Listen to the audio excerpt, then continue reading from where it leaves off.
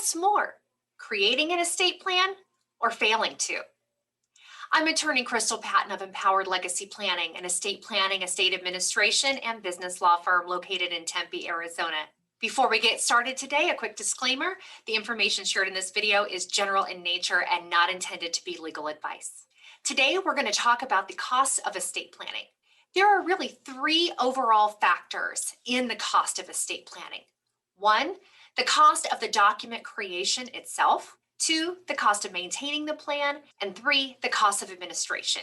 Let's start by talking about the upfront costs of document creation. We hear from a lot of people that our estate is simple. It's very easy. I don't have a lot of money. My family gets along. It's not a problem. Very simple estate. But as we begin the process of counseling and education, the client becomes greatly aware that there is so much more to estate planning than they thought. So much planning is done on a cookie cutter basis. People will fill out a form, whether it be online, with a paralegal, or with an attorney who really dabbles in estate planning, without getting a lot of information about the options that are truly available to them. In our office, we look at it from a counseling perspective, on an individual basis. What is important to this particular client and family? Estate planning is an investment.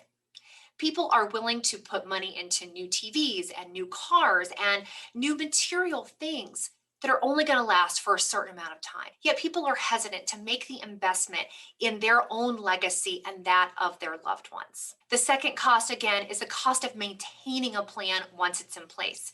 You cannot expect your plan to sprout arms and legs and solve all the problems for you when something happens if you have not taken the time to maintain your plan after it's created. On average, we see people waiting 18 to 20 years between plans. They might start with a will-based plan where they've named guardians for their children, and they don't think about their plan again until retirement time. Lots of things happen during that time frame.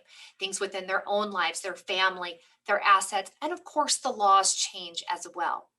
Cost of maintenance should be something that you consider when you do your estate plan, whether it is a formal maintenance program or some sort of an a la carte process where you're meeting with your advisor, your attorney, every few years to update the plan. The third cost of estate planning is the cost of administration. We've all heard that probate is something that you have to avoid, that it's very costly and a terrible process to go through. And in general, I would agree with that. However, there's still administration that needs to be done, whether you're using a will-based plan or a trust-based plan.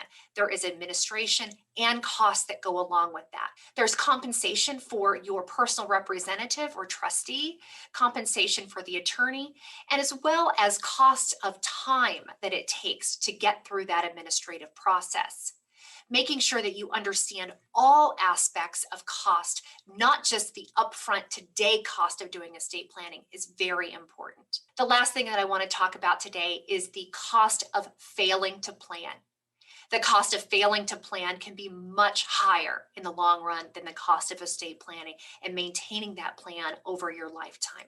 The costs of failing to plan not only include that morbid scavenger hunt cost that we've been talking about before, but also the cost of family relationships.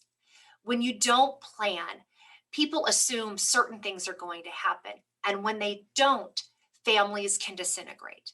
The cost of the loss of those family relationships far outweighs the cost of getting the planning done right from the beginning. When you work with a professional, make sure that you're working with someone who is truly an expert in the field, that they take the time to educate and counsel you on your particular situation and the options available to you, and that they help implement the plan that you are putting in place, whether it be a will-based plan or a trust-based plan.